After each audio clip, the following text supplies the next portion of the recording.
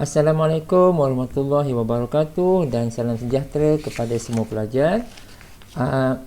Teaching video kali ini kita akan membincangkan mengenai fungsi eksponen dan fungsi logaritma, ya, exponential and logaritma function.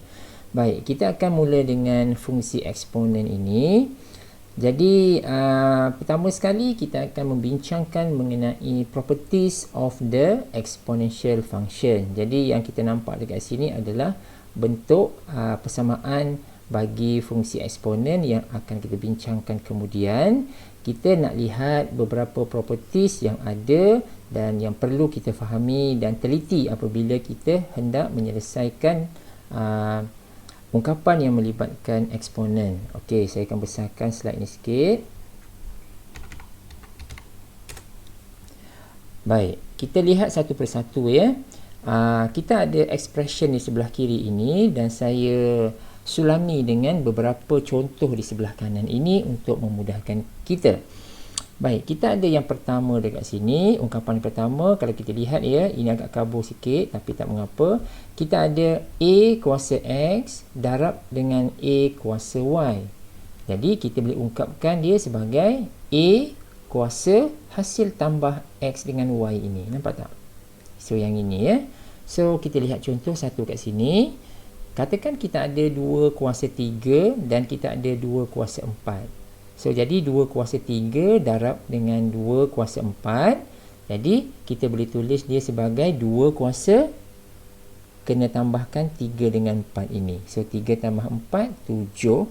Jadi, kita dapat 2 kuasa 7. Jadi, dia akan mematuhi properties yang pertama yang melibatkan eksponen. Boleh, ya? So, kita lihat ini, kita lihat contoh ini dan kita akan faham macam mana ia berlaku. Baik, contoh kedua pula, kita ada A kuasa X darab B kuasa X. Nampak tak? Kuasa dia sama. Tapi A dengan B ni nilai dia berbeza lah. Jadi dalam kes ini, kita boleh ungkapkan dia sebagai A darab B kuasa X. Okey. Jadi kita lihat contoh kat sini.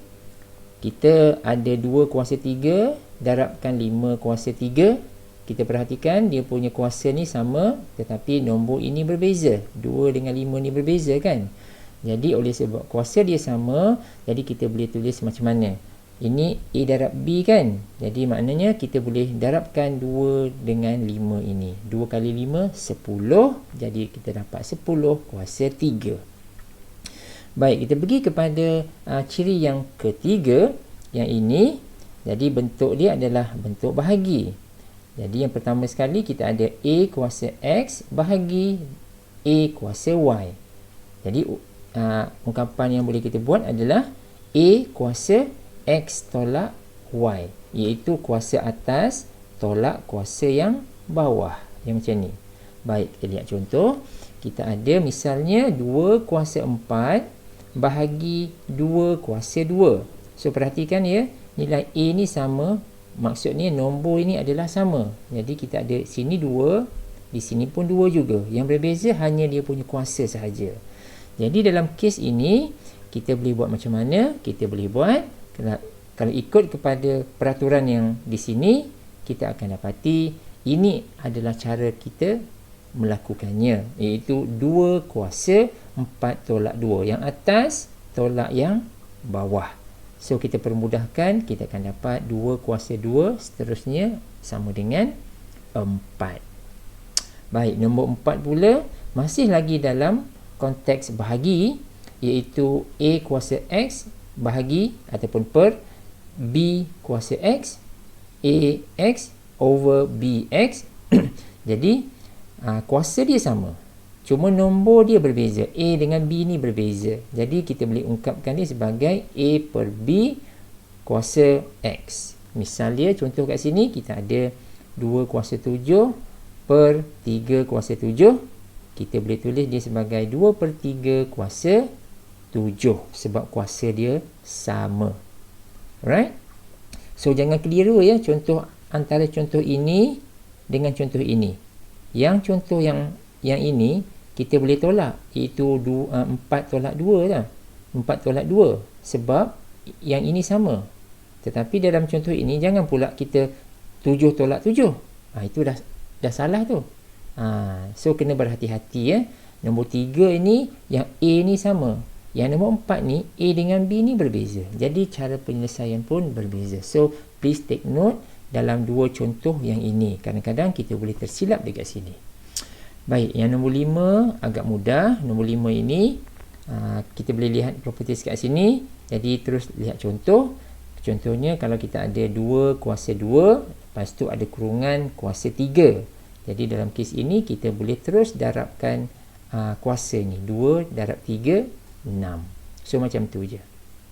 Baik, nombor 6. Nombor 6 ni kita ada bentuk yang ini. A kuasa negatif X sama dengan 1 per A kuasa X.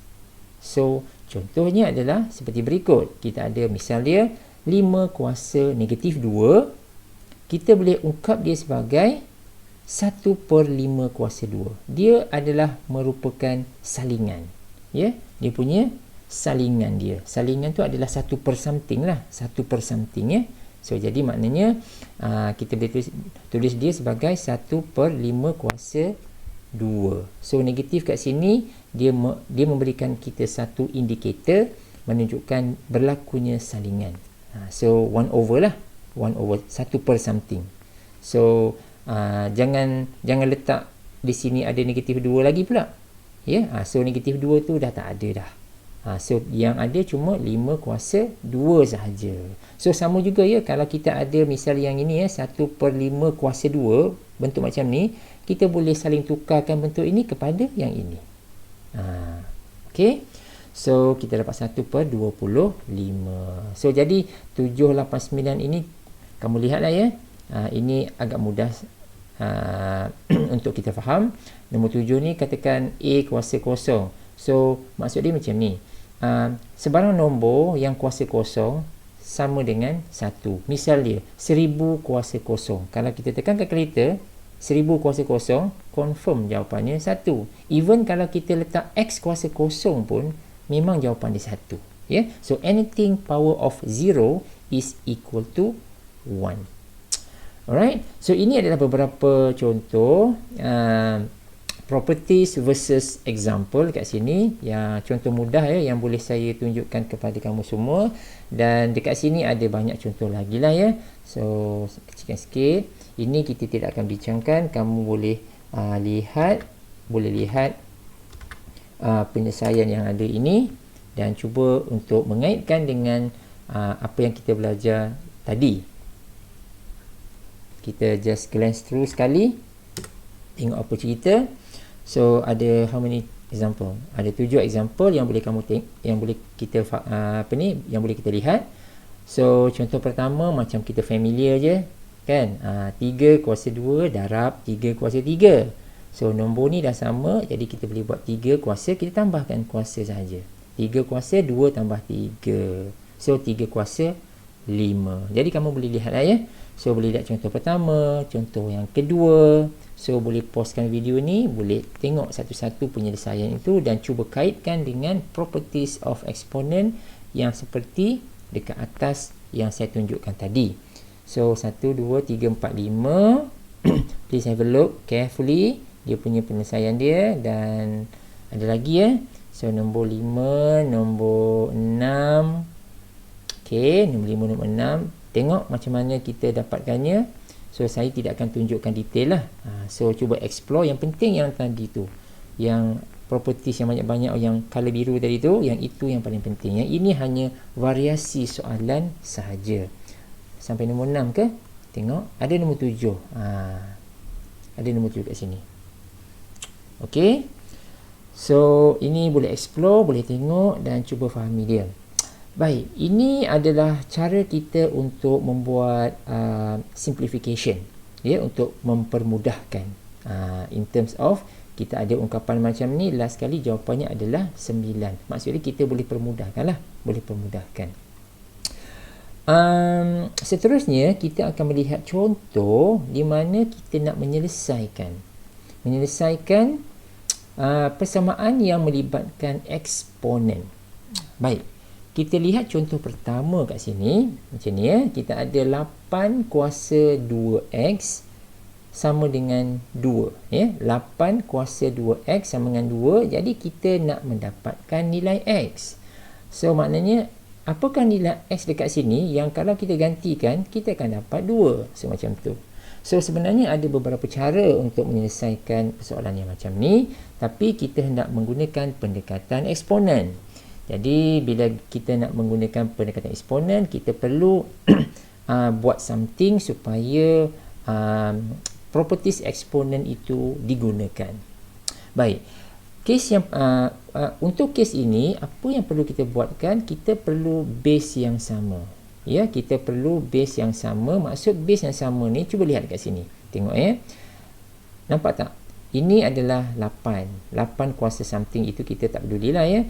Ini 8. Sebelah kanan ini 2. Jadi kita nak perlukan base yang sama. Maksud dia kita perlukan hadirkan 8 ini boleh diungkapkan dengan nombor 2 tu sendiri. Sebab kita nak selaraskan dengan yang sebelah sini. Okey.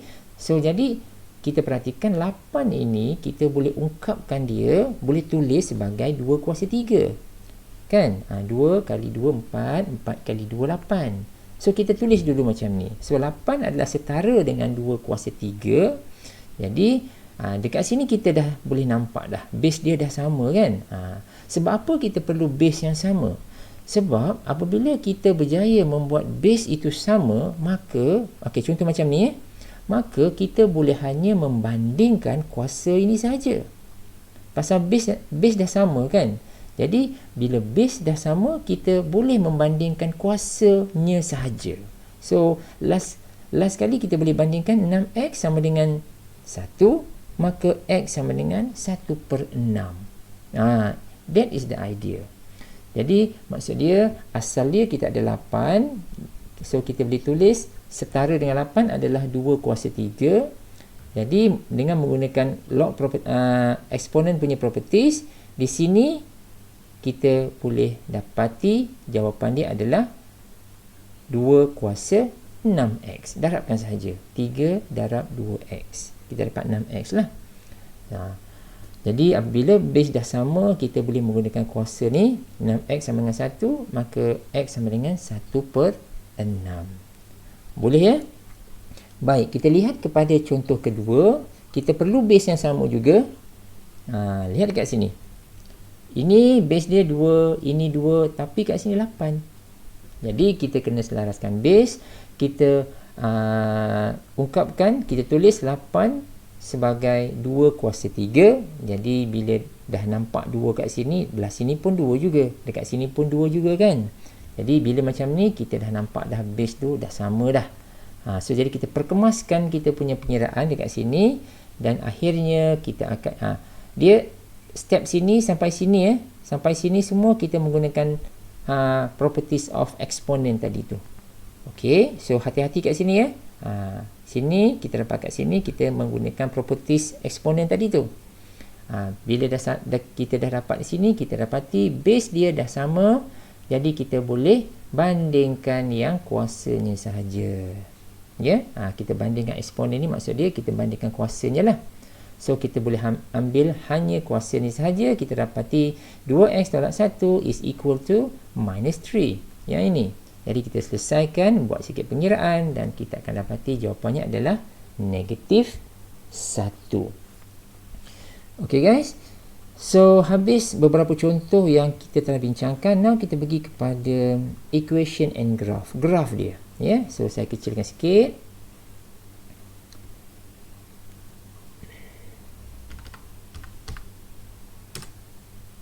Yang ini, okey. Baik, equation and graph. So jadi untuk eksponen ini adalah bentuk umum ya, bentuk umum bagi fungsi eksponen, iaitu y sama dengan a power of x. A kuasa x. Jadi untuk fungsi eksponen hanya ada dua bentuk sahaja graf dia. Graf dia bentuk ini. Kena besarkan juga. Okey. Bentuk bagi fungsi eksponen hanya ada dua sahaja. Satu yang macam ini. Ya, bentuk yang macam ini. Satu lagi bentuk yang terbalik. Ya. So macam ni. Satu yang sebelah sini, lengkung dia berada di sebelah kanan kan, curve dia. Jadi sini, dan satu lagi di sebelah sini. So jadi apa yang membezakan bentuk ini dengan bentuk yang ini? So yang membezakan kedua-dua bentuk ini hanyalah pada nilai A yang di sini. Di sini y sama dengan A kuasa X kan. So nilai A ni yang akan memberikan perbezaan terhadap kedua-dua graf tadi. So graf yang pertama yang ini, jika nilai A ni lebih besar dari 1, misalnya 2, 20, 30, contohnya macam tu. So kalau nilai A tu lebih besar dari 1, confirm rajah dia adalah yang ini. Boleh ya? A tu besar dari 1 sahaja. So jadi graf dia macam ni. Sebaliknya, jika nilai A tersebut duduknya di antara 0 hingga 1. Duduknya A tu 0, 1. Ya? A tu duduknya antara 0 dengan 1 lah. Misalnya apa? Misalnya 1/2, 1/3, 1/4, 1/10, 1/20, 1/30, as long as nilai A tu di antara 0 dengan 1. Itu sahaja. So jadi kalau nilai A tu berada di dalam 01 ini, di antara 01 ini, maka graf dia definitely akan berbentuk macam ini. Boleh ya? So jadi jelas dekat sini, kalau kita ada y sama dengan 2 kuasa X berbanding dengan y sama dengan 1/2 kuasa X, jadi masing-masing graf dia adalah bentuk macam ni. Okey, so jika kita perhatikan, ada satu ciri yang sama dekat sini, iaitu graf tersebut dia memintas paksi y pada 1. Ini pun 1, ini pun 1. Okey, betul ke 1 tu? Ke ada nombor lain sebenarnya? Baik, jawapan dia adalah memang confirm akan 1. Pusing macam mana sekalipun, pada paksi y ini memang dia akan menyentuh 1. So macam mana tu? Baik, kita lihat dekat sini.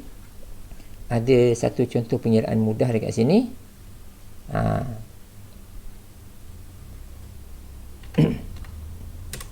Kita lihat contoh yang pertama, iaitu y sama dengan 2 kuasa X. Ini A tu 2 kan. Jadi bentuk umum dia macam ni lah. Okey, bentuk umum dia adalah macam ni. So jadi betul ke 1 dekat sini? Jadi macam mana kita buat adalah kita kena buat macam ni. Pada paksi y, nilai X dia adalah 0 kan. Ini kan paksi X, dekat sini kan 0. Jadi apabila X 0, kita gantikan X 0 ini ke dalam persamaan eksponen yang diberi, yang ini. So kita masukkan X sama 0 ini ke dalam sini, kita masukkan, kita akan dapati 2 kuasa 0. Dah saya beritahu sebelum ini, apa-apa nombor yang kuasa dia 0, dia akan jadi 1. Okey, jadi kita dapat 1 kat sini. Nampak tak? Y sama dengan 1. Jadi koordinat dia adalah 0, 1, where is dia berada dekat sini. Okey, so sama juga dalam kes yang ini kan. Kalau kita nak buat sedikit pengiraan, sama juga kita tulis macam ni. Pada paksi y, X sama dengan 0, gantikan X 0 itu ke dalam di sini, persamaan bagi eksponen ini, maka kita akan dapat 1/20. Jadi 1/20 sama dengan 1. Again, kita dapat 0, 1 sebagai koordinat dia, dan dia berada dekat sini. Oleh sebab itulah, untuk fungsi eksponen, baik dia curve dia macam ni ataupun curve dia macam ni, kedua-duanya akan memintas 1 pada paksi y. Okey guys, so saya stop dulu video ni sampai sini untuk kita habiskan eksponen. Kita akan sambung dalam video yang akan datang. Thanks for watching. See you in the next video.